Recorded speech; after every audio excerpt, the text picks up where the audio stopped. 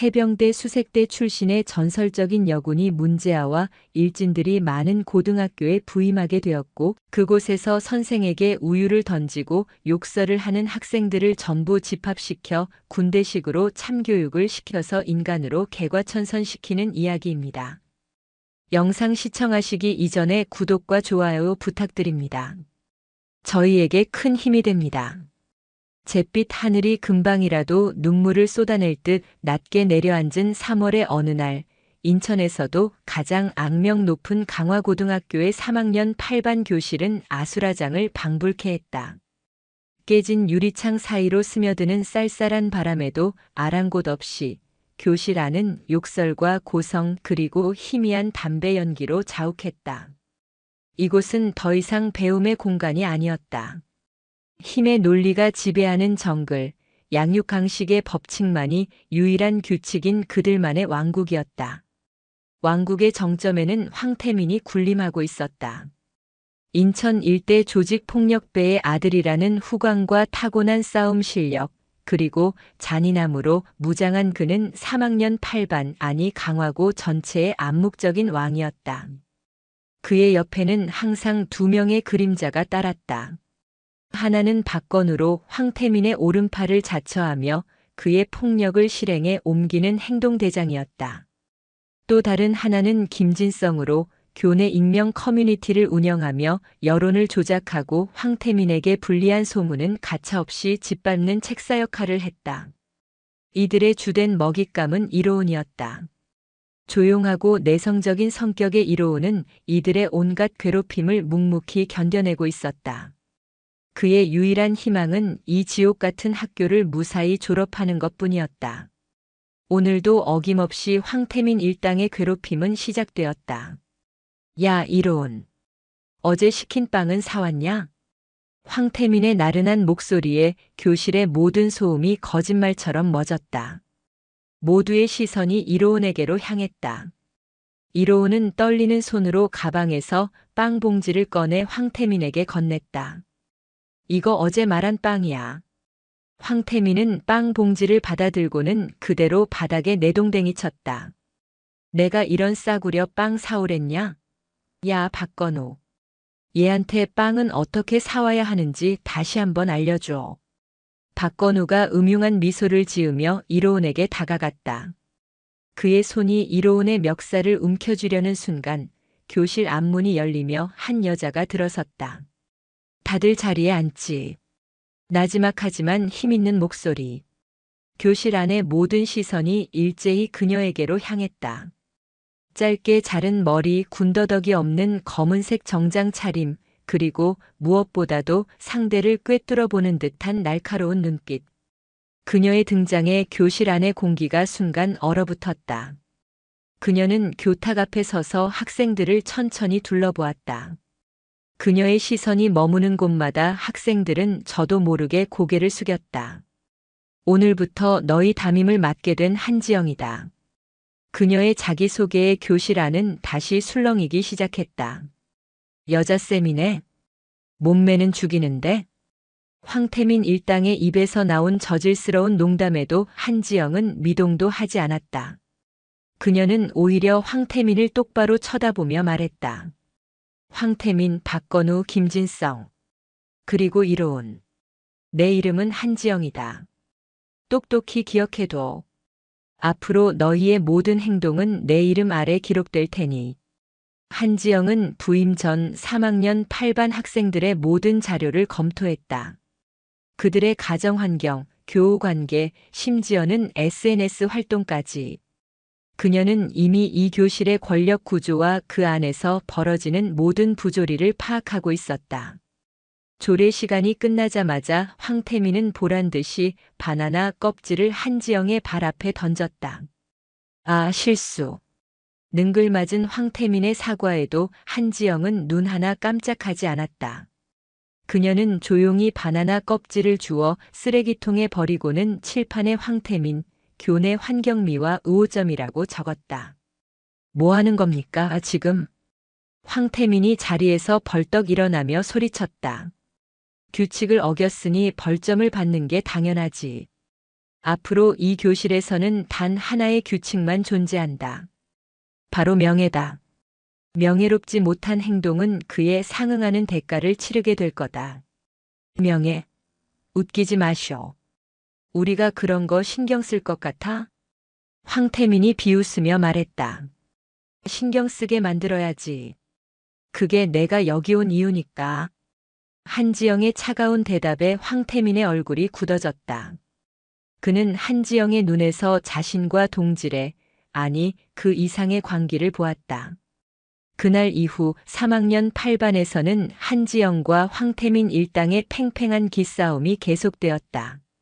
황태민 일당은 더욱 노골적으로 한지영을 무시하고 조롱했다.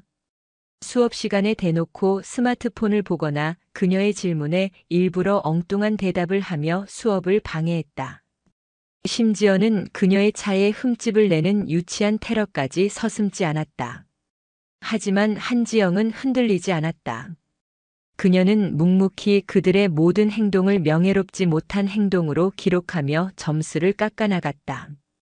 그녀의 이런 반응에 황태민 일당은 더욱 기고만장해졌다. 그들은 한지영이 그저 말로만 위협할 뿐 실제로는 아무것도 할 수 없는 무기력한 교사라고 판단했다. 그리고 마침내 그들은 선을 넘고 말았다. 점심시간 황태민 일당은 한지영을 골탕 먹이기 위해 치밀한 계획을 세웠다. 김진성이 교내 익명 커뮤니티에 3학년 8반 담임, 오늘 제대로 참교육 당하는 날이라는 글을 올려 분위기를 조성했고 박건우는 학생들이 미리 준비한 우유를 들고 교실 문 뒤에 숨었다. 점심을 먹고 교실로 돌아온 한지영이 문을 여는 순간 박건우가 그녀의 머리 위로 차가운 우유를 쏟아부었다. 교실 안은 순식간에 웃음바다가 되었다. 학생들은 스마트폰으로 이 광경을 촬영하며 환호했다. 하얀 우유가 그녀의 머리카락을 타고 흘러내려 검은색 정장을 적셨다. 굴욕적인 상황. 하지만 한지영은 표정 하나 바꾸지 않고 그 자리에 서 있었다. 그녀의 침묵에 교실 안의 웃음소리가 점점 잦아들었다. 학생들은 그녀의 눈에서 이전에 본 적 없는 차가운 분노를 읽었다. 고맙다. 덕분에 명분이 확실해졌으니. 한지영은 나지막이 읊조리고는 교실을 나갔다.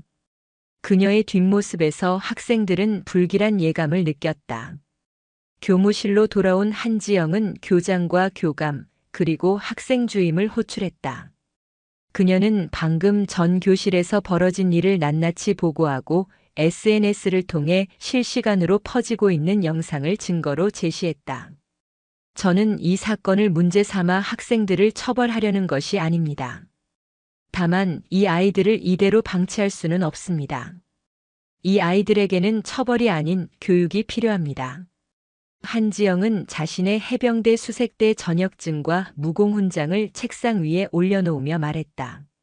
저는 해병대에서 불가능은 없다는 것을 배웠습니다.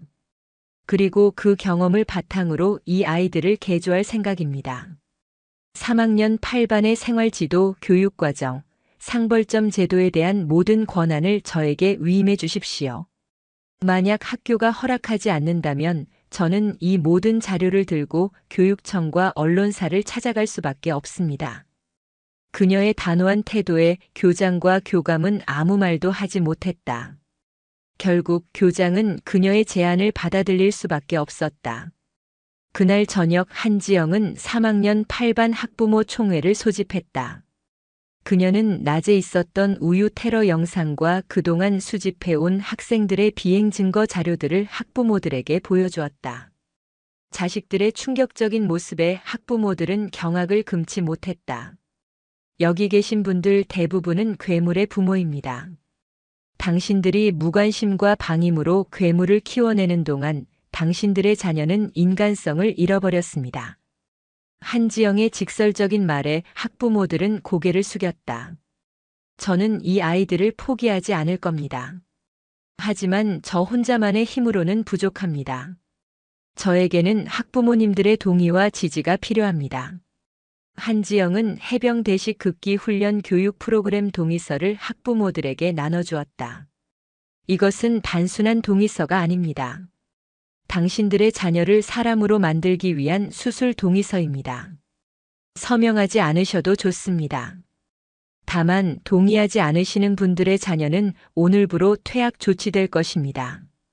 한지영의 단호한 선언에 학부모들은 술렁였다. 황태민의 아버지인 황 사장이 자리에서 일어나 거칠게 항의했지만 한지영은 그의 아들이 저지른 모든 범죄 행위를 폭로하며 그를 압박했다. 결국 황 사장을 비롯한 모든 학부모는 동의서에 서명할 수밖에 없었다. 이제 모든 준비는 끝났다. 3학년 8반은 재교육구역으로 선포되었고 한지영의 인간 개조 프로젝트가 본격적으로 시작될 참이었다. 교실 창밖으로 보이던 잿빛 하늘이 서서히 걷히고 그 사이로 한 줄기 빛이 스며들고 있었다. 그것은 새로운 폭풍을 예고하는 전조등이었다. 다음 날 아침 3학년 8반 학생들은 평소와 다름없이 등교했다. 하지만 교실에 들어선 순간 그들은 자신의 눈을 의심했다. 교실 안에는 책상도 의자도 그 어떤 가구도 없이 텅 비어 있었다. 교실 중앙에는 군용 더플백 30개만이 덩그러니 놓여 있었다. 어리둥절해하는 학생들 앞에 해병대 전투복 차림의 한지영이 나타났다. 그녀의 손에는 해병대 교관들이 사용하는 빨간 모자가 들려 있었다. 지금부터 너희는 학생이 아니다. 훈련병이다. 5분 준다. 저기 있는 더플백에서 활동복으로 갈아입고 운동장 중앙에 머리 박고 대기한다. 실시. 한지영의 불호령에 학생들은 잠시 망설였다. 하지만 그녀의 살기 어린 눈빛에 누구 하나 거역할 엄두를 내지 못하고 허둥지둥 옷을 갈아입기 시작했다. 황태민이 불만 가득한 목소리로 투덜거렸다. 씨발, 이게 무슨 짓이야? 우리가 진짜 군인이야? 그 순간 한지영이 번개처럼 황태민에게 다가가 그의 멱살을 움켜쥐었다. 불만 있나 훈련병? 이거나. 당신이 뭔데 우리한테 이래라 저래라야. 황태민이 발악하며 한지영의 손을 뿌리치려 했지만 그녀의 손은 강철처럼 단단했다.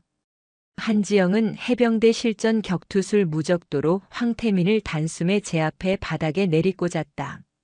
악! 바닥에 나뒹구는 황태민의 모습을 본 학생들은 공포에 질려 숨을 죽였다. 그들은 이제야 깨달았다. 한지영은 그들이 지금까지 만나왔던 교사들과는 차원이 다른 존재라는 것을. 그날부터 3학년 8반 학생들의 지옥 훈련이 시작되었다. 아침 6시 기상, 구보, 그리고 인간의 한계를 시험하는 고강도 훈련이 해가 질 때까지 이어졌다. 강화도의 갯벌을 포복으로 기어다니고 무거운 고무보트를 머리에 이고 해안가를 달렸으며 산 정상까지 통나무를 운반하는 로그 PT 훈련을 받았다. 한지영은 악마 교관 그 자체였다. 그녀는 조금이라도 낙오하거나 불평하는 학생에게는 가차없이 얼차려를 주었다. 악으로 깡으로 버텨.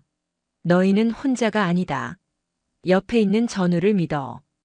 훈련이 계속될수록 학생들 사이에서는 불만이 터져나왔다.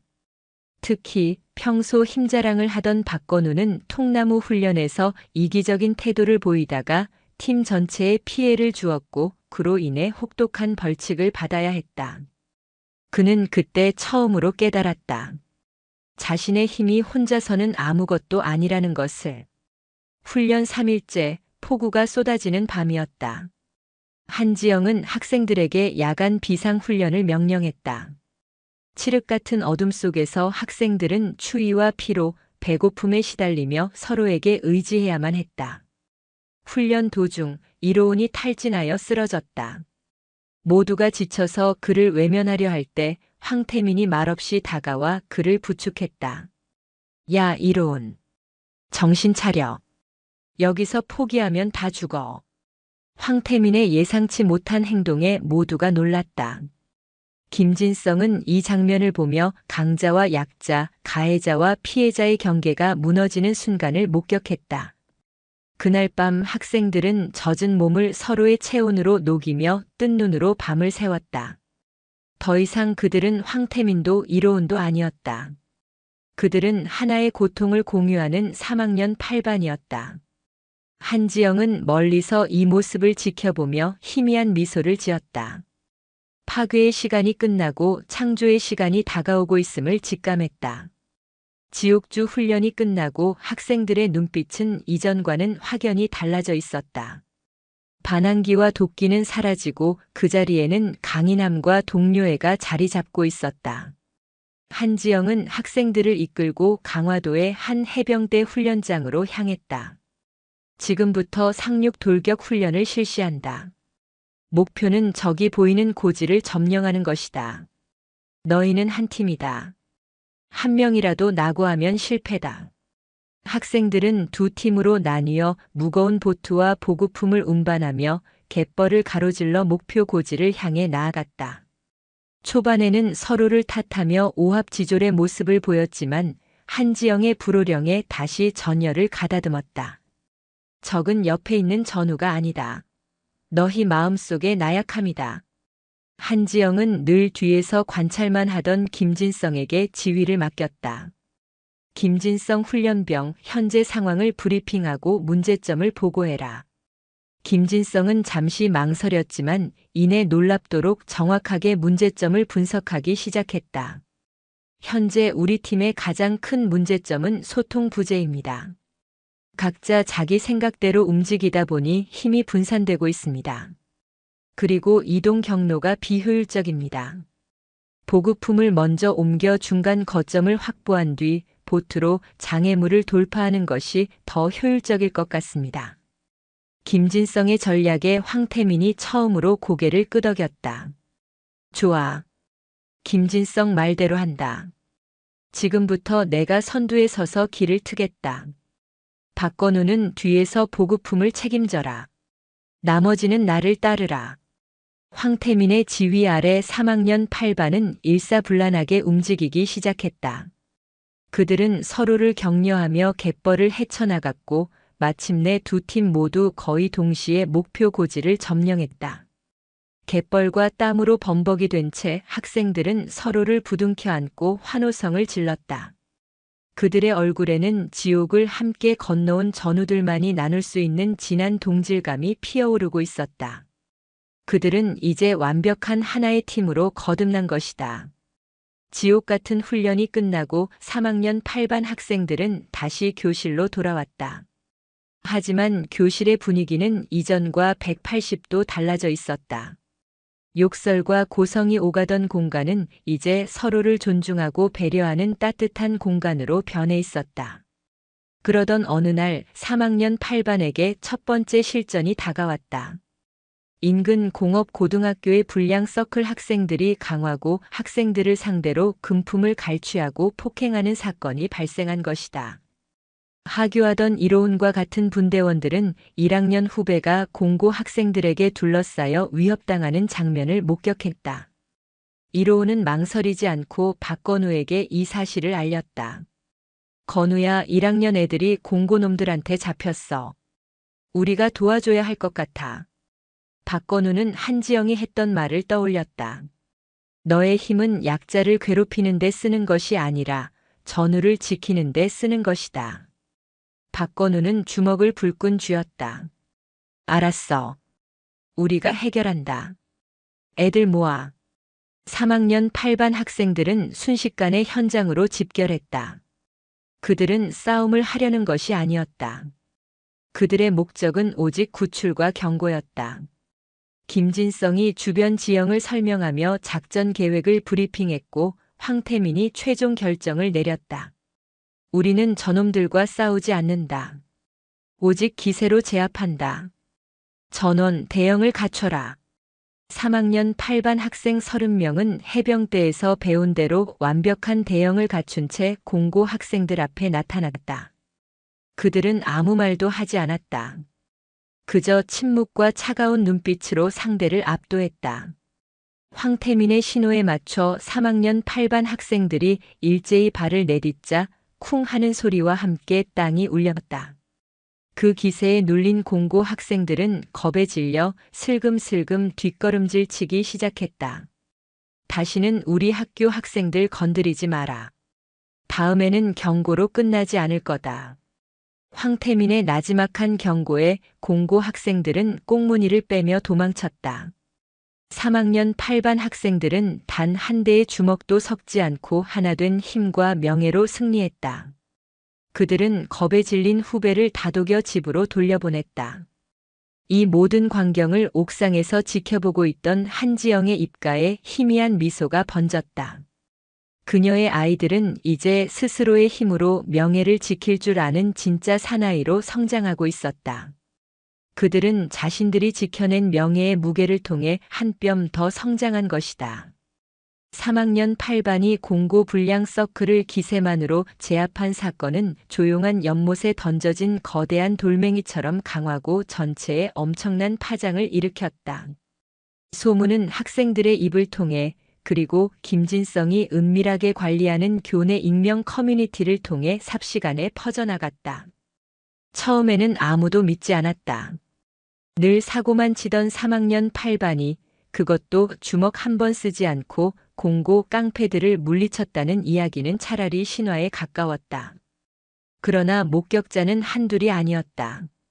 겁에 질려있던 1학년 후배들 그리고 멀리서나마 그 광경을 지켜본 다른 학생들의 증언이 이어지면서 소문은 점차 사실로 굳어졌다.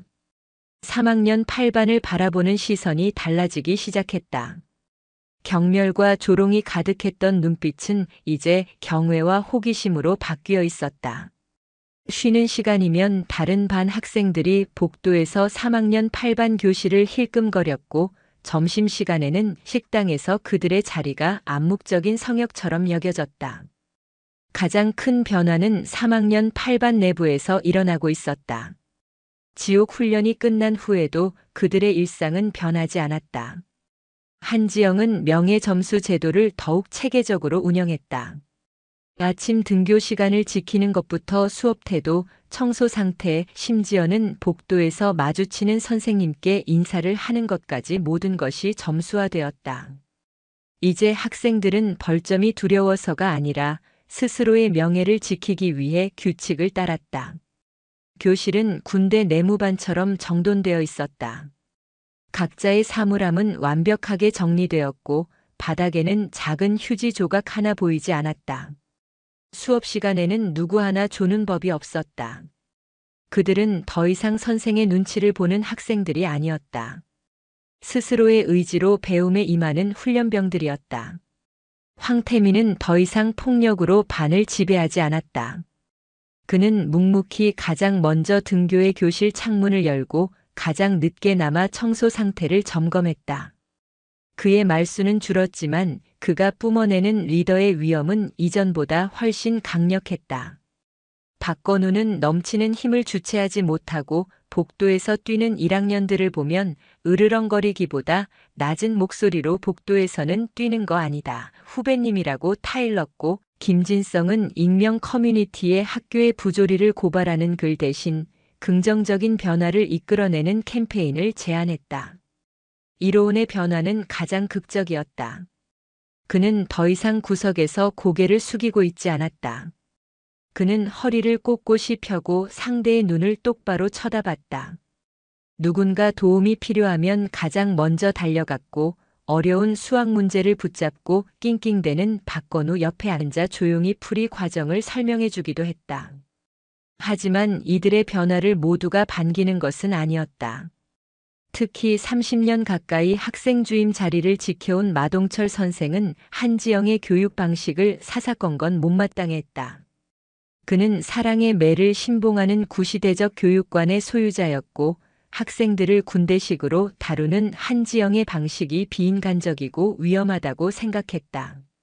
한 선생, 당신의 방식은 교육이 아니라 조련이야. 저 아이들은 감정이 있는 학생들이지 당신의 명령에 복종하는 로봇이 아니라고. 교무실에서 마동철의 고성이 터져나왔다. 마 선생님, 조련이라 하셨습니까? 아이들이 욕설 대신 존댓말을 쓰고 주먹 대신 대화를 선택하며 절망 대신 꿈을 이야기하기 시작했습니다. 이것이 조련의 결과라면 저는 기꺼이 조련사가 되겠습니다. 한지영은 서류에서 눈도 떼지 않은 채 차분하게 응수했다. 그녀의 이런 태도는 마동철의 분노에 기름을 붓는 격이었다. 두고 봐. 당신의 그 오만한 방식이 언젠가 큰 화를 부를 테니. 저 아이들은 억눌려 있을 뿐이야. 언제 터질지 모르는 시한폭탄이라고. 마동철의 저주 섞인 예언은 생각보다 빨리 현실로 다가오기 시작했다. 3학년 8반에게 망신을 당한 공고 불량 서클이 복수를 계획하고 있다는 소문이 돌기 시작한 것이다. 그들의 리더는 인천 북부 일대에서 잔인하기로 소문난 최강혁이라는 인물이었다. 그는 이번 사건으로 자신의 명성에 큰 흠집이 갔다고 생각했고 3학년 8반을, 특히 황태민을 완전히 짓밟아버릴 계획을 세우고 있었다. 처음에는 온라 인상의 위협으로 시작되었다. 김진성이 관리하는 익명 커뮤니티에 강화고 사무팔 곧 피바람이 불 것이다와 같은 협박성 글이 올라왔고 황태민과 박건우의 SNS 계정에는 차마 입에 담기 힘든 욕설과 협박 메시지가 쏟아졌다. 개새끼들, 키보드만 잡으면 천하무적이지. 박건우가 스마트폰을 당장이라도 부숴버릴 듯이 으르렁거렸다.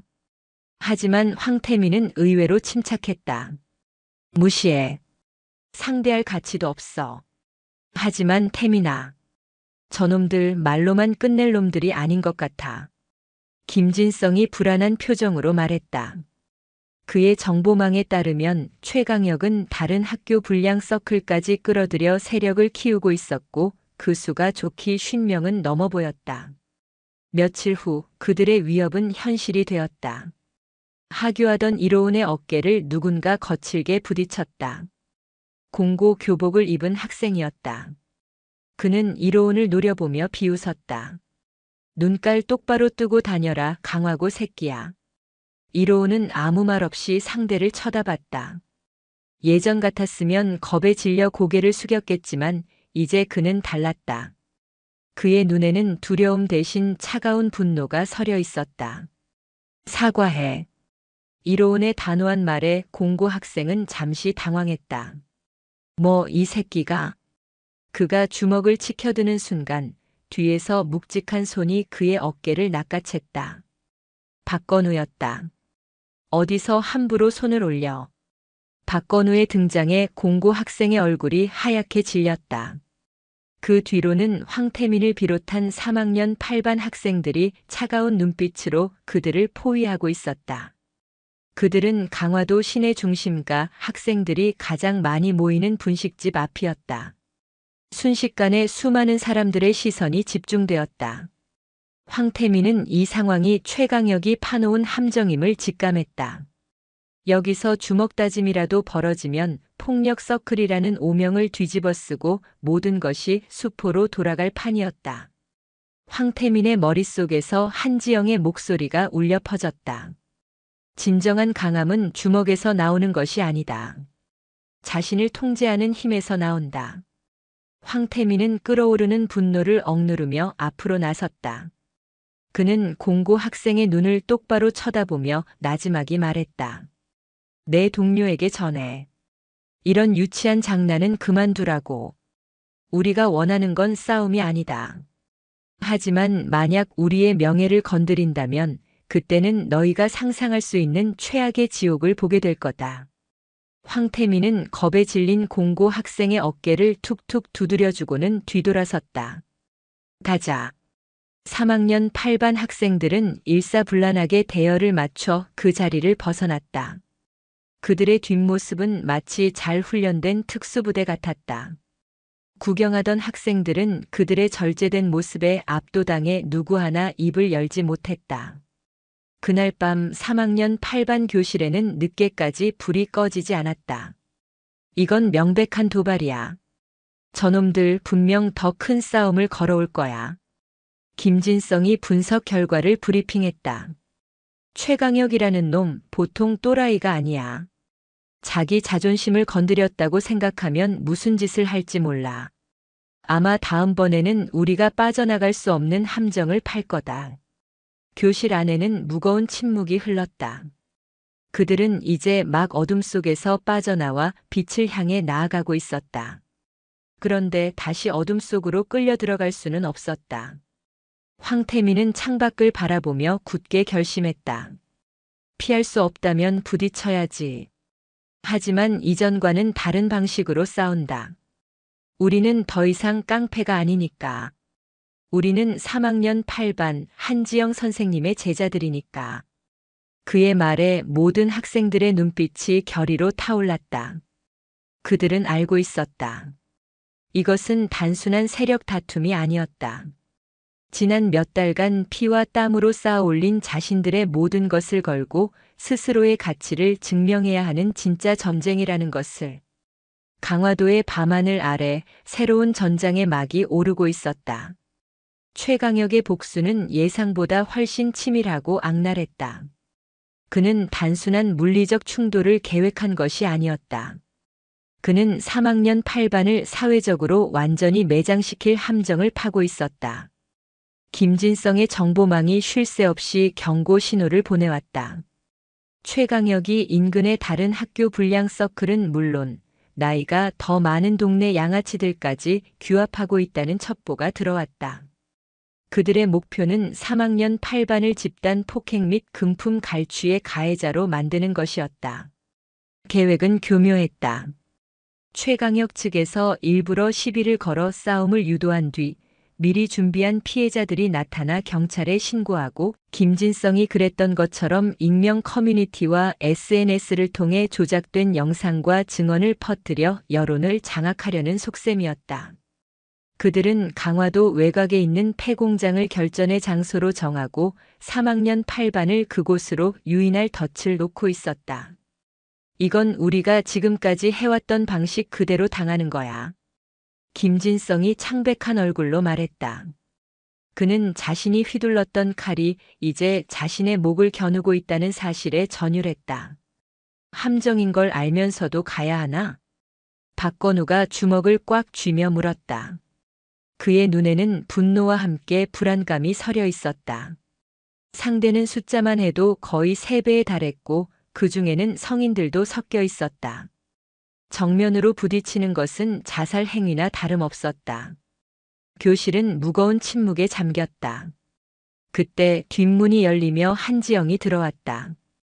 그녀는 아무 말 없이 교탁 앞에 서서 학생들을 둘러보았다. 보고해. 한지영의 나지막한 말에 김진성이 앞으로 나서 현재까지 파악된 모든 상황을 브리핑했다. 브리핑이 끝나자 한지영은 황태민에게 물었다. 어떻게 할 생각이지, 황태민? 황태민은 자리에서 일어나 한지영을 똑바로 쳐다보며 말했다. 싸워야 합니다. 하지만 이전과는 다른 방식으로 싸워야 합니다. 어떻게 다른 방식이지? 저들의 의도대로 끌려다니지 않을 겁니다. 저들이 파놓은 함정 위에서 춤추지 않을 겁니다. 우리가 전장을 선택하고 우리가 싸움의 규칙을 정할 겁니다. 황태민의 대답에 한지영의 입가에 처음으로 만족스러운 미소가 번졌다. 좋다. 너희에게 딱 한 가지만 조언하지. 전쟁에서 가장 중요한 것은 화력이 아니라 정보와 지형이다. 너희가 가장 잘 싸울 수 있는 곳, 너희의 힘을 100% 발휘할 수 있는 곳을 선택해라. 나머지는 너희에게 맡긴다. 한지영은 그 말만 남기고 교실을 나갔다. 그녀는 아이들을 믿었다. 자신이 심어준 강철의 의지가 심연의 함정보다 더 깊고 단단하다는 것을 믿어 의심치 않았다. 그날 밤 3학년 8반의 작전 회의는 새벽까지 이어졌다. 김진성은 폐공장의 위성사진과 내부 구조도를 구해왔다. 그는 밤새도록 수십 가지 시뮬레이션을 돌리며 최적의 전략을 구상했다. 황태민과 박건우는 김진성의 전략을 바탕으로 각 분대별 임무와 동선을 구체적으로 지시했다. 그들은 더 이상 오합지졸이 아니었다. 하나의 목표를 위해 움직이는 잘 훈련된 조직이었다.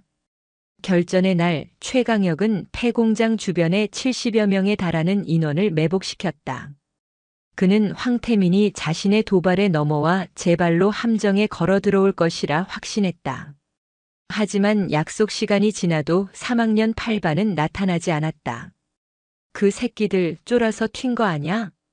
최강혁의 부하가 낄낄거리며 말했다. 바로 그 순간 폐공장 전체의 전등이 일제히 꺼지며 칠흑 같은 어둠이 내렸다. 뭐야? 당황한 그들의 머리 위로 폐공장 2층 창문들이 일제히 깨지며 수십 개의 연막탄이 던져졌다. 자욱한 연기가 공장 내부를 가득 채우자 사방에서 스피커를 통해 지옥의 소음이 터져나왔다. 날카로운 사이렌 소리, 비명, 그리고 해병대 군가가 뒤섞인 소음은 그들의 공포심을 극대화시켰다. 이것은 김진성이 설계한 심리전이었다. 3학년 8반은 애초에 정면으로 싸울 생각이 없었다. 그들은 한지영의 조언대로 지형을 이용했다. 폐공장의 전기 배선을 미리 차단하고 어둠과 소음, 연막으로 적을 혼란에 빠뜨린 뒤 자신들에게 익숙한 지형에서 각계격파하는 것이 그들의 전략이었다. 어둠 속에서 3학년 8반의 반격이 시작되었다. 야간 훈련으로 다져진 그들에게 어둠은 두려움의 대상이 아니라 몸을 숨겨주는 든든한 아군이었다. 그들은 3인 1조로 움직이며 흩어져 있는 적들을 소리 없이 제압해 나갔다. 박건우는 선두에서 거대한 방패처럼 동료들을 보호하며 길을 열었고 이로운을 비롯한 몸집이 작은 학생들은 좁은 통로와 환풍구를 이용해 적의 배후를 교란했다. 이 개새끼들. 불 켜. 당장 불 켜. 최강혁이 악을 썼지만 그의 목소리는 굉음에 묻혀버렸다. 그는 공포에 질려 도망치는 부하들을 보며 처음으로 패배를 직감했다. 그때 그의 등 뒤에서 서늘한 목소리가 들려왔다. 나 찾았냐? 황태민이었다. 그는 어둠 속에서 나타난 유령처럼 최강혁의 앞을 막아섰다. 황태민. 최강혁은 마지막 자존심을 지키기 위해 황태민에게 달려들었다. 하지만 그의 주먹은 허공을 갈랐다. 황태민은 한지영에게 배운 무적도의 방어 자세로 그의 공격을 가볍게 피하며 빈틈을 노려 그의 복부에 정확한 타격을 가했다. 커! 단 한 방의 공격에 최강혁은 그대로 무너져 내렸다. 황태민은 쓰러진 최강혁을 내려다보며 말했다. 우리는 너희와 다르다. 우리는 주먹을 함부로 쓰지 않아. 이게 너와 나의 차이다. 작전은 완벽한 승리로 끝났다. 3학년 8반은 단 한 명의 부상자도 없이 최소한의 폭력으로 70여 명의 적을 무력화시켰다. 그들은 미리 준비한 케이블 타이로 제압한 학생들을 묶어놓고 경찰에 청소년 집단 패싸움 현장이라며 익명으로 신고한 뒤 조용히 현장을 빠져나왔다. 다음 날 강화고는 발칵 뒤집혔다. 수십 명의 학생들이 경찰 조사를 받았다는 소식이 전해졌고 그 배후에 3학년 8반이 있다는 소문이 돌았다. 마동철 선생은 내 그럴 줄 알았다며 당장 징계위원회를 열어야 한다고 목소리를 높였다. 징계위원회가 열린 회의실. 황태민, 박건우, 김진성이 학생 대표로 참석했다. 마동철은 그들을 범죄자 취급하며 몰아세웠다. 너희들이 꾸민 짓이지. 수십 명을 상대로 폭력을 행사하고 학교의 명예를 실추시킨 너희들은 퇴학당해도 싸. 그때 회의실 문이 열리며 한지영이 들어왔다. 그녀의 손에는 서류 봉투 하나가 들려 있었다. 잠깐만요. 이 아이들의 이야기를 먼저 들어보시죠. 한지영은 최강혁 일당이 주고받은 SNS 메시지, 통화 기록, 그리고 그들이 3학년 8반을 함정에 빠뜨리기 위해 계획했던 모든 증거 자료를 회의 테이블 위에 올려놓았다.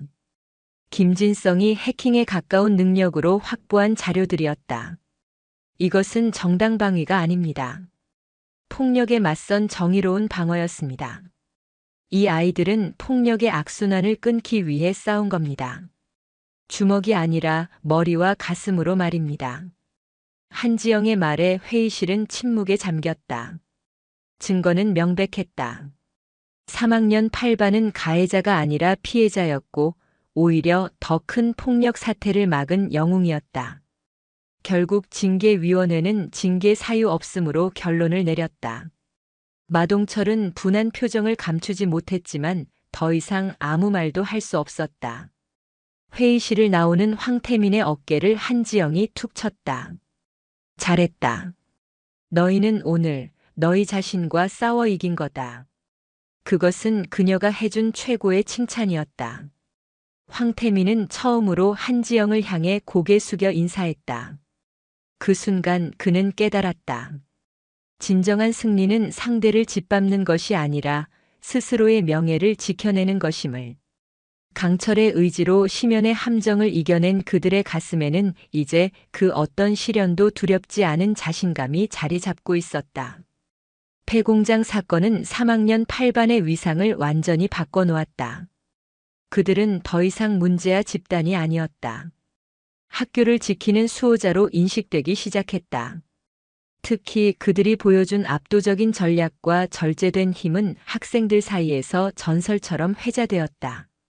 마동철 선생을 제외한 대부분의 교사들도 한지영의 교육 방식을 인정하고 지지하는 분위기로 돌아섰다.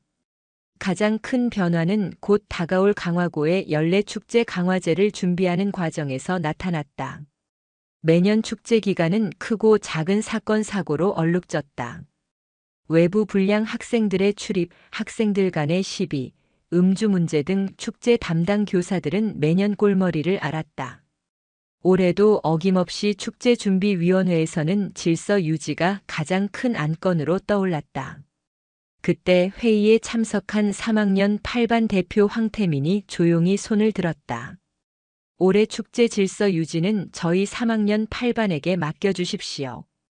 회의실은 순간 정적에 휩싸였다. 가장 큰 문제의 원인이었던 그들이 스스로 질서를 지키겠다고 나선 것이다.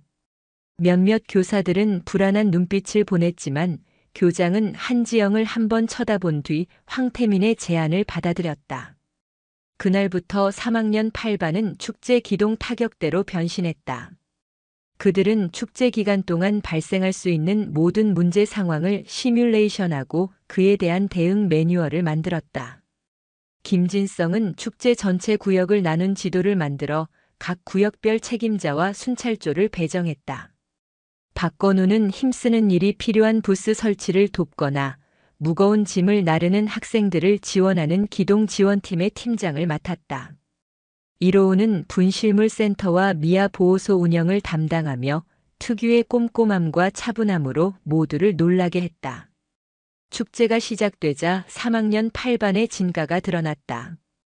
FESTIVAL SECURITY라고 쓰인 검은색 완장을 찬 그들은 축제장 곳곳을 누비며 질서를 유지했다. 술에 취해 비틀거리는 외부인을 발견하면 정중하지만 단호하게 퇴장을 요청했고 시비가 붙으려는 학생들 사이를 파고들어 중재했으며 도움이 필요한 곳에는 어김없이 나타나 문제를 해결했다.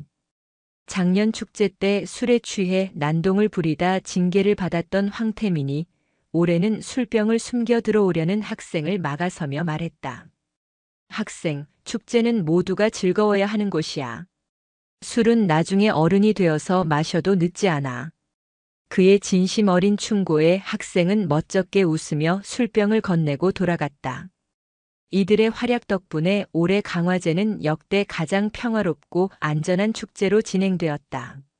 학생들은 더 이상 두려움 없이 축제를 즐겼고 교사들은 처음으로 축제 기간에 편안한 미소를 지을 수 있었다.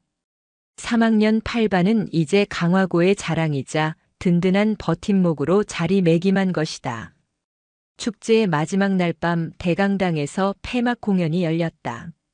모든 공연이 끝나고 사회자가 마지막 무대를 소개했다. 여러분, 이제 강화제의 마지막을 장식할 특별 공연이 남았습니다. 지난 몇 달간 가장 놀라운 변화를 보여준 학생들입니다. 강화고의 새로운 심장, 3학년 8반이 준비한 무대입니다. 뜨거운 박수 부탁드립니다. 우레와 같은 박수 소리와 함께 3학년 8반 학생 전원이 무대 위로 등장했다. 그들은 지옥 훈련 때 입었던 활동복을 단정하게 차려입고 있었다. 그들의 손에는 총 대신 끝에 뭉툭한 고무가 달린 긴 봉이 들려 있었다.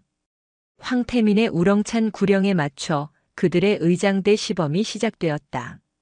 한치의 오차도 없는 절도 있는 동작, 허공을 가르는 날카로운 파열음, 그리고 서로를 믿지 않으면 절대 해낼 수 없는 고난도의 대형 변화.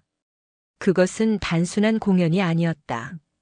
그들이 함께 흘렸던 땀과 눈물, 고통과 환희의 시간이 압축된 한 편의 드라마였다.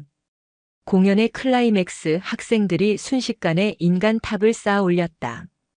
가장 아래에서는 박건우를 비롯한 덩치 큰 학생들이 굳건하게 버텼고 그 위로 다른 학생들이 차례로 올라갔다. 그리고 마침내 가장 꼭대기에 선 이로운이 명예라고 쓰인 거대한 학교 깃발을 펼쳐들었다. 그 순간 강당을 가득 채운 모든 학생들이 자리에서 일어나 기립 박수를 보냈다. 그들의 눈에는 감동과 존경의 눈물이 고여 있었다. 객석 한 구석에서 이 모든 광경을 지켜보던 황태민의 아버지, 황 사장의 얼굴에도 복잡한 감정이 스쳐 지나갔다. 그는 아들이 조폭인 자신과 다른 길을 가길 바라면서도 늘 불안한 마음을 감추지 못했다. 하지만 오늘 무대 위에서 당당하게 빛나는 아들의 모습을 보며 그는 깨달았다. 자신의 아들이 자신보다 훨씬 더 강하고 위대한 길을 걷고 있다는 것을. 공연이 끝나고 황 사장은 무대 뒤로 찾아와 한지영에게 다가갔다. 그는 늘 오만하고 거칠었던 평소 모습과 달리 깊이 고개를 숙이며 말했다. 선생님, 제 아들을 진짜 남자로 만들어주셔서 감사합니다. 그것은 가장 완고했던 적의 항복 선언이자 한지영이 받은 가장 값진 찬사였다. 축제가 끝나고 3학년 8반 학생들은 무대 위에서 함께 땀 흘린 서로의 얼굴을 바라보며 웃었다. 그들은 이제 알았다. 진정한 강함은 누군가를 굴복시키는 것이 아니라 누군가를 지키고 함께 성장하며 모두의 박수를 받는 것이라는 사실을. 그날 밤 강화고의 밤하늘은 유난히 밝게 빛나고 있었다. 그것은 스스로의 힘으로 자신의 가치를 증명해낸 30개의 강철 심장이 뿜어내는 눈부신 빛이었다. 그들의 전설은 이제 막 시작되고 있었다. 강화제의 열기가 가라앉은 학교는 거짓말처럼 고요해졌다. 축제의 영웅, 강화고의 수호자라는 벅찬 칭호도 코앞으로 다가온 대학 수학능력 시험이라는 거대한 현실의 벽 앞에서는 한낱 추억에 불과했다. 축제 다음 주에 치러진 전국연합학력평가 성적표는 3학년 8반 학생들에게 냉혹한 현실을 다시 한번 일깨워 주었다. 성적표는 처참했다. 그들의 이름 옆에 찍힌 등급 숫자는 마치 그들의 과거를 요약하는 낙인처럼 선명했다. 국어, 수학, 영어 대부분의 과목이 7, 8, 9등급을 맴돌았다. 반 전체 평균을 깎아먹는 주범은 여전히 3학년 8반이었다. 축제 기간 내내 그들을 칭찬했던 몇몇 교사들조차 성적표를 보고는 혀를 차며 고개를 저었다. 역시 쟤들은 안 돼. 몸 쓰는 건 몰라도 머리는 텅 비었잖아. 저 성적으로 갈 수 있는 대학이 있긴 한가. 복도를 지나가다 들려오는 수군거림에 학생들의 어깨는 다시 움츠러들었다. 지옥 훈련도 폐공장의 혈투도 이겨냈던 강철 같던 의지에 보이지 않는 균열이 생기기 시작했다. 박건우는 난생 처음 보는 수학 공식들 앞에서 주먹만 한 머리를 쥐어뜯었고 황태민은 굳은 표정으로 텅 빈 연습장만 노려볼 뿐이었다. 교실을 감싸던 뜨거운 열기는 싸늘한 절망감으로 빠르게 대체되고 있었다. 그 모습을 묵묵히 지켜보던 한지영이 종례 시간에 교탁 앞에 섰다. 그녀의 손에는 3학년 8반 전원의 성적 분석표가 들려 있었다. 너희들의 성적표를 봤다. 예상대로군. 그녀의 담담한 목소리에 학생들은 고개를 숙였다. 비난이나 질책이 쏟아질 것이라 예상했다. 하지만 나는 너희들의 성적표에서 가능성을 봤다. 학생들이 의아한 표정으로 고개를 들었다. 황태민, 너는 국어 영역 문학 파트에서 의외의 감수성을 보였다. 문제의 본질을 파악하는 능력은 뛰어나지만 어휘력과 집중력이 부족해 점수를 잃고 있다. 박건우. 수학은 거의 재앙 수준이지만 과학 탐구 영역의 암기 파트에서는 놀라운 집중력을 보였다. 무식하게 외우는 게 아니라 원리를 이해하고 자기 것으로 만드는 능력이 있다는 증거다. 김진성. 사회 탐구 영역의 자료 분석 능력은 전교 최상위권이다. 다만 그 능력을 다른 과목에 응용하지 못하고 있을 뿐이다. 한지영은 모든 학생의 이름을 일일이 호명하며 그들의 성적표에 숨겨진 장점과 단점을 정확하게 짚어냈다. 그것은 단순한 성적 분석이 아니었다. 각 개인의 잠재력을 꿰뚫어보는 지휘관의 브리핑이었다. 지금까지 너희는 육체를 단련하는 1단계 훈련을 마쳤다. 오늘부터 정신을 단련하는 2단계 훈련 학업 특수전에 돌입한다. 한지영은 교실 칠판에 디으백 학업 특수전 돌입이라고 큼지막하게 썼다. 전쟁터에서 가장 중요한 것은 각계 병사의 능력이 아니라 팀워크와 전략이다. 공부도 마찬가지다. 지금부터 너희는 3인 1조의 학습 전투조를 편성한다. 서로의 강점은 극대화하고 약점은 보완해주는 거다. 목표는 단 하나 전원 생존. 단 한 명의 낙오자도 없이 이 지독한 입시 전쟁에서 승리하는 것이다. 그녀의 선언에 학생들의 눈빛이 다시 타오르기 시작했다. 절망이 차지했던 자리에 새로운 전의가 샘솟았다. 그들은 자신들이 가장 잘하는 방식으로 이 새로운 전쟁에 임하기로 결심했다. 3학년 8반 교실은 거대한 작전 참호로 변했다. 김진성이 전체 작전 통제관을 맡았다. 그는 각자의 성적과 성향을 분석해 최적의 학습 전투조를 편성하고 시간대별, 과목별 학습 계획을 분 단위로 쪼개어 작전 계획표를 만들었다. 이로우는 모두의 예상을 뛰어넘는 숨겨진 학업 에이스였다. 그는 어려운 개념을 쉽게 풀어 설명하는데 천부적인 재능을 보였다. 그는 3학년 8반의 수석 교관이 되어 각 조를 순회하며 학습을 도왔다. 황태민과 박건우 그리고 또 다른 체육 특기생이 한 조가 되었다. 황태민은 특유의 카리스마로 팀원들의 학습 태만을 다잡았고 박건우는 이로운이 알려준 마인드맵 암기법을 활용해 무식하게 영어 단어를 외워나갔다. 그는 영어 단어를 외우는 것을 적의 암호명 해독이라 생각하며 임했다. 교실 뒤편에는 오늘의 적과목, 오늘의 전과라는 게시판이 생겼다. 그날 정복한 수학 문제집의 페이지 수, 외운 영어 단어의 개수, 풀어낸 모의고사 점수 등이 빽빽하게 기록되었다. 그들의 경쟁 상대는 옆 반 학생이 아니라 어제의 자기 자신이었다. 야간 자율학습 시간, 다른 반 학생들이 하나둘씩 집으로 돌아갈 때도 3학년 8반의 불은 꺼지지 않았다. 그들은 서로의 잠을 깨워주고 모르는 문제를 함께 고민하며 밤을 새웠다. 누군가 포기하려 하면 전우를 버리고 갈 셈이냐? 라는 불호령이 날아왔다. 그들에게 공부는 더 이상 외로운 싸움이 아니었다. 함께 싸우고 함께 이겨내야 할 공동의 미션이었다. 이들의 기이한 학업 특수전은 또다시 학교의 화제가 되었다. 특히 학생 주임 마동철은 코웃음을 쳤다. 가소로운 놈들. 공부가 무슨 속꿉 장난인 줄 아나. 기초도 없는 것들이 모여서 머리 맞대면 답이 나온대. 디으백의 인생 역전. 꿈 깨라고 해. 그러던 어느 날 학교 게시판에 전국 고교생 대상 사회정책 제안대회 공고문이 붙었다. 대한민국 최고의 명문대들이 공동으로 주최하는 가장 권위 있는 문과 계열 경진대회였다. 공고문을 본 마동철이 3학년 8반 교실을 지나가며 비꼬는 투로 한마디 던졌다. 너희들도 저런 거 한번 나가보지 그러냐? 주먹으로 사회정에 실현하는 법 뭐 이런 거 제안하면 대상감일 텐데. 그의 조롱에 박건우의 얼굴이 울그락불그락해졌다. 하지만 황태민이 그의 어깨를 누르며 제지했다.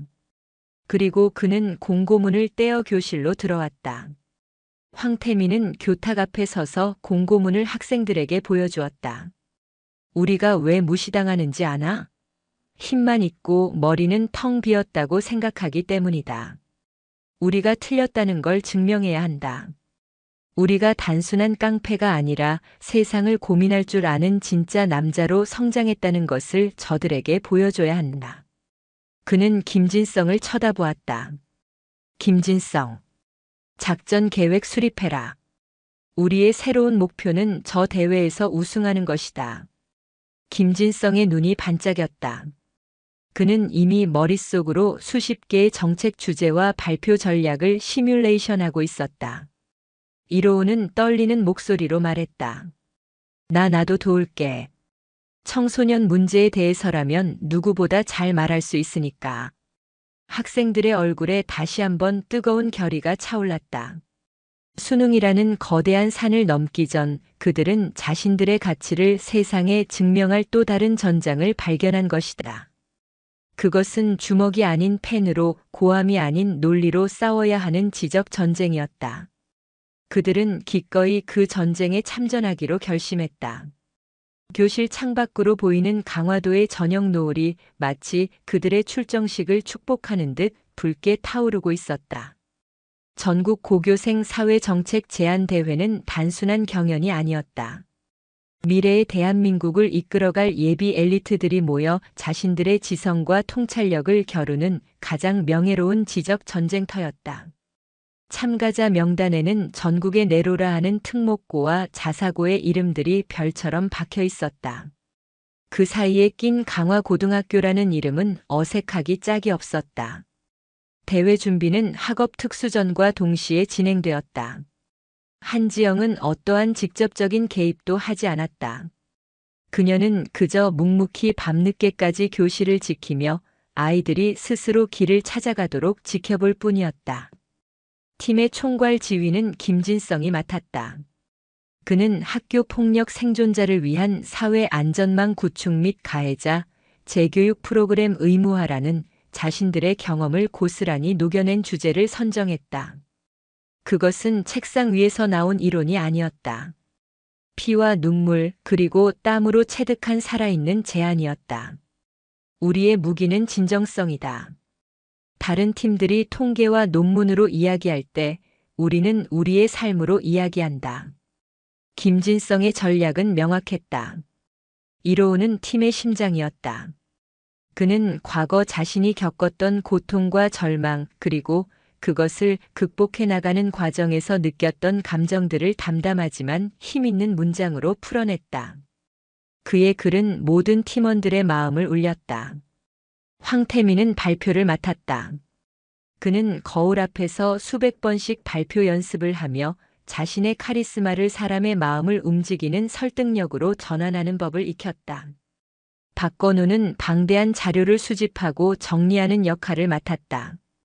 그는 복잡한 통계 자료와 논문을 적의 기밀 문서처럼 여기며 밤을 새워 그것들을 완벽하게 분석하고 요약했다. 대회 당일 서울의 한명문대학교에 도착한 3학년 8반 대표단은 위압적인 분위기에 압도당했다. 말끔한 교복에 자신감 넘치는 표정으로 유창하게 외국어를 섞어 쓰는 다른 학교 학생들 사이에서 그들은 마치 다른 세상에서 온 이방인 같았다. 저기 봐, 강화고래. 깡패들만 모인다는 그 학교 아니야? 주제로 학교 폭력을 들고 나왔다는데 자기들 이야기하는 건가? 가해자 입장에서 여기저기서 들려오는 비웃음과 멸시의 시선에 박건우의 주먹에 힘이 들어갔다. 황태민이 그의 어깨를 감싸며 낮게 말했다. 증명하면 돼. 우리가 누구인지.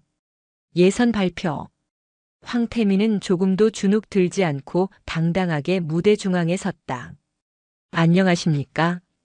저희는 오늘 책상 위가 아닌 삶의 현장에서 건져 올린 정책을 제안하고자 이 자리에 섰습니다. 그의 진솔한 서두에 소란스럽던 장내가 조용해졌다. 그는 통계 자료와 함께 이로운이 겪었던 실제 사례를 담담하게 이야기했다. 그리고 김진성이 설계한 구체적이고 현실적인 대안을 제시했다. 그들의 발표에는 다른 팀에서는 찾아볼 수 없는 절실함과 뜨거운 진정성이 담겨 있었다. 결과는 예선 통과. 심사위원들은 이론적 깊이는 다소 부족할지 모르나 문제에 대한 체험적 접근 방식과 해결 의지가 매우 인상적이라는 평을 남겼다.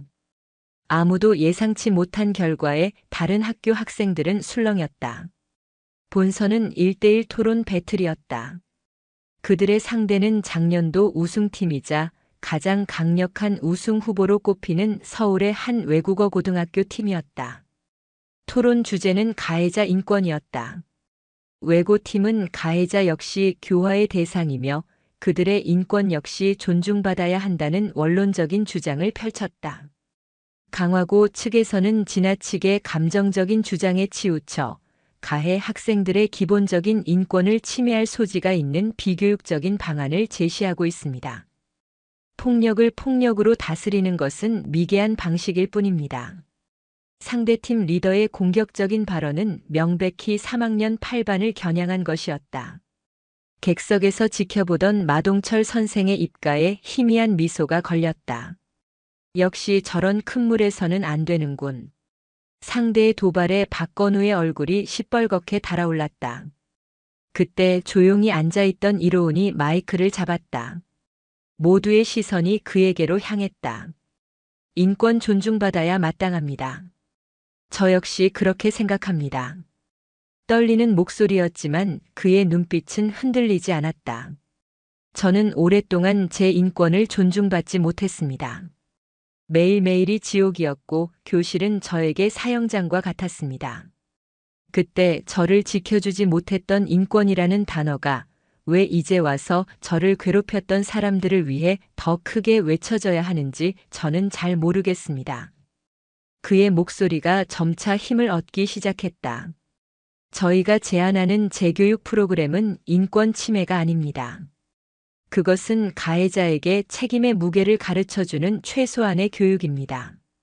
자신의 행동이 타인의 삶을 얼마나 파괴할 수 있는지 그 고통의 무게를 스스로 깨닫게 하는 과정입니다. 그것이야말로 진정한 의미의 교화이자 그들이 잃어버린 인간성을 되찾아줄 유일한 기회입니다. 감정에 치우쳤다고 하셨습니까? 맞습니다. 여기에는 제 삶의 모든 감정이 담겨 있습니다. 하지만 이 감정이야말로 그 어떤 통계 자료나 논문보다 더 진실한 데이터라고 저는 확신합니다. 이로운의 외침은 대강당 전체를 울렸다. 날카로운 논리보다 더 깊은 진실의 힘이 담긴 그의 말에 좌중은 숨을 죽였다. 상대팀 학생들은 아무런 반박도 하지 못했다. 심사위원석에서는 깊은 탄식이 흘러나왔다. 결과는 3학년 8반의 압승이었다. 그들은 결승에 진출했고 최종 발표에서 학교 폭력 예방을 위한 또래 지킴이 명예 가디언즈 시스템 전국 확대라는 구체적인 실천 방안까지 제시하며 심사위원들의 만장일치로 대상의 영예를 안았다. 시상대 가장 높은 곳에 선 황태민, 김진성, 이로운, 그리고 박건우. 그들의 목에 대상 메달이 걸렸다. 터져나오는 플래시 세례 속에서 그들은 객석에 앉아있는 한지영을 바라보았다. 그녀는 아무 말 없이 주먹을 불끈 쥐어 보였다. 최고의 찬사였다. 객석 한편에서 마동철 선생은 굳은 표정으로 말없이 박수를 치고 있었다. 그것은 패배의 인정이자 새로운 시대에 대한 씁쓸한 경이었다. 강화도로 돌아오는 버스 안. 창밖으로 서울의 화려한 야경이 스쳐 지나갔다. 누구 하나 떠드는 사람 없이 조용했지만 버스 안은 그 어떤 때보다 뜨거운 자부심과 동료애로 가득 차 있었다. 그들의 손에 들린 대상 트로피는 단순한 상이 아니었다. 그것은 세상의 편견과 냉소에 맞서 지성의 검으로 쟁취해낸 그들 자신의 명예였다. 그들은 이제 몸뿐만 아니라 머리와 가슴으로도 싸워 이길 줄 아는 진짜 강자로 거듭나 있었다. 사회정책제안대회의 우승은 3학년 8반에게 단순한 명예 이상의 것을 가져다 주었다. 그것은 우리도 할 수 있다는 강력한 자기 확신이었다. 그들의 학업 특수전은 이전과는 비교할 수 없는 추진력을 얻었다. 교실은 이제 대한민국에서 가장 뜨거운 학습 전투 현장이 되었다. 대학 수학능력 시험 당일. 이른 새벽 강화고 교문 앞은 후배들의 응원 함성으로 가득했다. 다른 3학년 학생들이 긴장과 불안감에 굳은 표정으로 고사장으로 향할 때 3학년 8반 학생들은 달랐다. 그들은 마치 마지막 결전을 앞둔 특수부대처럼 한지영 앞에 두 줄로 도열했다. 지금부터 우리는 각자의 인생이 걸린 가장 중요한 작전에 투입된다. 대표로 나선 황태민이 외쳤다. 두려워하지 마라. 우리는 혼자가 아니다. 지난 몇 달간 우리가 흘린 땀을 믿고 옆에 있는 전우를 믿어라. 목표는 단 하나. 전원 무사귀환. 와! 학생들은 함성을 지르며 서로의 어깨를 두드렸다. 그들은 두려움 대신 비장한 결의를 품고 고사장으로 향했다. 그들의 뒷모습을 보며 한지영은 처음으로 교문 앞에서 눈시울을 붉혔다. 그녀의 아이들은 이제 그녀 없이도 스스로 싸워 이길 줄 아는 진정한 용사로 성장해 있었다. 수능이 끝나고 길고 길었던 고교 생활의 끝이 보이기 시작했다. 결과 발표 날 3학년 8반 교실에는 긴장감 대신 덤덤한 기다림이 흘렀다. 결과는 기적에 가까웠다. 물론 전원이 명문대에 합격하는 드라마 같은 일은 일어나지 않았다. 하지만 단 한 명의 낙오자도 없이 모두가 자신의 노력에 합당한 결과를 얻어냈다. 지난 1년 동안 그들의 성적은 수직으로 상승했고 과거의 성적표로는 상상도 할 수 없었던 대학과 학과의 합격 통지서를 받았다. 박건우는 우수한 체육 성적과 비약적으로 향상된 학업 성적을 인정받아 체육재활학과에 합격했다. 그는 자신의 힘으로 사람을 다치게 하는 것이 아니라 낫게 하는 사람이 되고 싶다고 말했다. 김진성은 미디어 커뮤니케이션 학부에 당당히 합격했다. 그는 자신들의 이야기를 세상에 알리는 정의로운 기자가 되겠다고 포부를 밝혔다. 가장 놀라운 결과는 이로운이었다. 그는 최상위권의 성적으로 서울의 명문 사범대학 국어교육과에 합격했다. 그는 한지영 같은 선생님이 되어 과거의 자신처럼 고통받는 아이들을 지켜주는 방패가 되겠다고 말했다. 모두가 자신의 미래에 대한 희망에 부풀어 있을 때 황태민이 자리에서 일어났다. 나는 대학에 가지 않기로 했다. 교실은 순간 조용해졌다. 모두의 시선이 그에게 쏠렸다. 나는 해병대에 지원했다.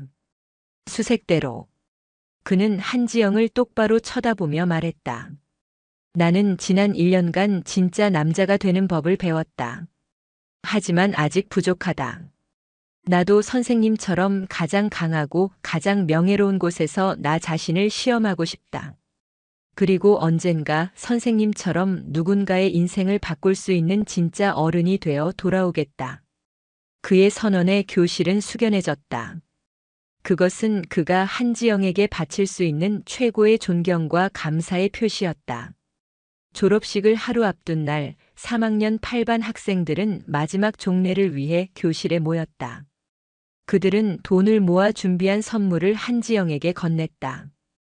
그것은 우리들의 영원한 대위님이라는 글씨와 학생들의 이름이 새겨진 해병대 빨간 명찰을 담은 액자였다. 그리고 그 옆에는 30개의 군번줄이 함께 걸려 있었다. 그들이 영원히 그녀의 부대원임을 상징하는 증표였다. 한지영은 늘 강철 같았던 표정을 무너뜨리고 처음으로 아이들 앞에서 눈물을 보였다. 그녀는 아무 말 없이 아이들을 한 명 한 명 힘껏 안아주었다. 졸업식 날. 교장의 마지막 훈화가 끝나고 졸업생들이 차례로 퇴장할 때 3학년 8반 학생들은 자리에서 움직이지 않았다. 그들은 모두 단상을 향해 뒤돌아섰다. 그리고 졸업생 대표로 단상에 서 있던 황태민이 목청껏 외쳤다. 3학년 8반 전체. 차렷. 영원한 대위님께 대하여 경례. 필승. 강당이 떠나갈 듯한 30명의 함성이 울려 퍼졌다. 그들은 졸업장 대신 자신의 청춘을 바쳐 얻어낸 명예를 가슴에 품고 한지영에게 마지막 경례를 올렸다. 한지영은 단상 아래에서 그들을 향해 조용히 거수 경례로 답했다. 그녀의 뺨을 타고 뜨거운 눈물 한 줄기가 흘러내렸다. 몇 달 뒤 새로운 학기가 시작된 강화고등학교. 교정 한쪽에는 리더십 교육센터라는 현판이 새로 걸렸다. 센터장실이 된 옛 3학년 8반 교실에서 한지영은 새로운 문제 학생들의 파일을 검토하고 있었다. 그녀의 책상 위에는 영원한 대위님이라고 새겨진 빨간 명찰 액자가 햇살을 받아 반짝이고 있었다. 그녀의 미션은 끝나지 않았다. 3학년 8반의 신화는 이제 강화고의 전설이 되었고 그 전설을 바탕으로 그녀는 또 다른 강철의 심장을 키워낼 준비를 하고 있었다. 한 번 8반은 영원한 8반. 그들의 위대한 이야기는 이제 막 새로운 시작을 알리고 있었다. 시간은 강물처럼 흘러 계절이 2번 바뀌었다. 강화고등학교는 많은 것이 변해 있었다. 더 이상 복도에서 담배 연기나 욕설을 찾아보기 힘들었고 학생들의 얼굴에는 막연한 반항심 대신 건강한 생기가 돌았다. 그 변화의 중심에는 리더십 교육센터가 있었다. 옛 3학년 8반 교실을 개조한 센터는 더 이상 징벌의 공간이 아니었다.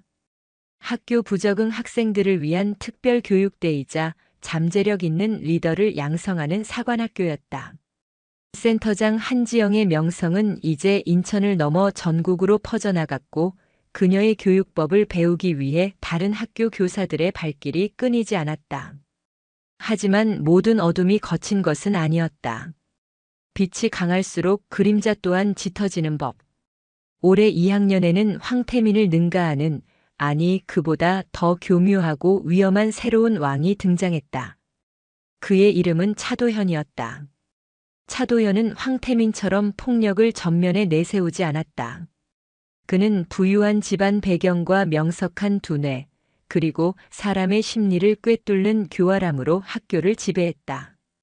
그는 합법과 불법의 경계를 아슬아슬하게 넘나들며 온라인 사설 도박 사이트를 운영해 학생들의 돈을 뜯어냈고 SNS를 통해 교묘하게 여론을 조작해 마음에 들지 않는 학생이나 교사를 사회적으로 매장시켰다. 그의 곁에는 늘 차가운 이성으로 그를 보좌하는 윤세준과 그의 지시를 받아 더러운 일을 처리하는 고경표가 있었다. 그는 한지영의 리더십 센터를 시대착 오적인 군대 노름이라 비웃으며 보이지 않는 곳에서 그녀의 권위에 끊임없이 도전했다. 한편 강화고를 떠난 3학년 8반의 전설들은 각자의 새로운 전장에서 고군분투하고 있었다. 해병대 수색대에 입대한 황태민은 지옥 같은 훈련을 모두 이겨내고 최고의 수색대원으로 거듭나 있었다. 그는 칠흑 같은 밤바다를 수영하고 험준한 산악지형을 구보하면서도 늘 가슴속에 한지영이 심어준 명예라는 2글자를 품고 살았다. 그는 더 이상 분노로 싸우지 않았다. 전우를 지키고 국가를 지킨다는 숭고한 사명감으로 싸웠다. 사범대에 진학한 이로우는 또래 상담 멘토로 활약하며 과거의 자신처럼 학교 폭력으로 고통받는 후배들의 든든한 버팀목이 되어주고 있었다. 그의 진심 어린 위로와 공감 능력은 많은 학생들의 상처를 어루만져 주었고 그는 이미 예비교사들 사이에서 가장 존경받는 동료가 되어 있었다. 기자가 된 김진성은 거대 언론사의 안락한 자리를 박차고 나와 사회의 부조리를 고발하는 작은 인터넷 언론사를 차렸다. 그는 펜이라는 칼로 권력의 비리를 파헤치고 억울한 사람들의 목소리를 대변하며 자신이 배운 정의를 실천하고 있었다. 체육재활학과에 들어간 박건우는 해부학의 두꺼운 전공 서적과 씨름하며 새로운 길을 개척하고 있었다. 그는 훈련으로 다져진 강인한 정신력과 집중력으로 학과에서 두각을 나타냈고 부상당한 운동선수들의 재활을 도우며 사람을 살리는 힘의 가치를 매일같이 깨닫고 있었다. 그러던 어느 날 강화고에 큰 사건이 터졌다. 차도현이 운영하는 불법 도박 사이트 때문에 거액의 빚을 진 한 학생이 극단적인 선택을 시도한 것이다. 다행히 목숨은 건졌지만 학교는 발칵 뒤집혔다. 교육청 특별감사가 시작되었고 한지영의 리더십 센터 또한 존폐의 위기에 놓였다. 차도현은 교묘한 법망을 이용해 책임을 회피했고 오히려 SNS를 통해 학생을 사지로 내몬 것은 학교의 과도한 압박과 무관심이라는 식으로 여론을 호도했다. 한지영은 깨달았다. 차도현은 황태민과는 다른 종류의 괴물이라는 것을. 물리적인 힘이나 군대식 훈련만으로는 꺾을 수 없는 시스템 자체를 비웃고 이용하는 새로운 시대의 악이었다. 그녀는 자신의 방식이 한계에 부딪혔음을 인정해야 했다. 그리고 그녀는 자신의 가장 위대한 작품이자 가장 자랑스러운 전우들에게 도움을 요청하기로 결심했다. 며칠 뒤 주말을 맞은 강화고등학교 교정에 익숙한 얼굴들이 하나둘씩 모여들었다. 해병대 휴가를 나온 황태민, 학교 축제 봉사를 위해 찾아온 이로운, 취재를 핑계로 달려온 김진성, 그리고 실습 과제를 위해 모교를 찾은 박건우까지. 영원한 8반의 핵심 멤버들이 한지영의 호출을 받고 한자리에 모인 것이다. 그들은 더 이상 교복을 입은 학생들이 아니었다. 각자의 분야에서 전문가로 성장한 그들의 눈빛과 분위기는 1년 전과는 비교할 수 없을 정도로 깊고 단단해져 있었다. 오랜만이다가 제군들. 한지영이 리더십 센터에서 그들을 맞았다. 대위님께 대하여 경례. 필승. 세월이 흘렀어도 그들의 경례 구호는 변함이 없었다. 한지영은 현재 학교가 처한 상황과 차도현이라는 새로운 위협에 대해 설명했다. 이번 상대는 너희가 겪었던 것보다 훨씬 교활하고 악랄하다. 힘이 아닌 시스템과 사람의 마음을 이용해 싸운다. 나 혼자만의 힘으로는 부족하다. 너희들의 힘이 필요하다. 황태민이 한 걸음 앞으로 나서며 말했다. 대위님 명령만 내리십시오. 저희는 언제나 대위님의 부대원입니다. 그들의 작전은 학교 축제 특별 멘토링 프로그램이라는 이름으로 시작되었다. 한지영은 차도현과 그를 따르는 2학년 문제 학생들을 리더십 센터로 소집했다.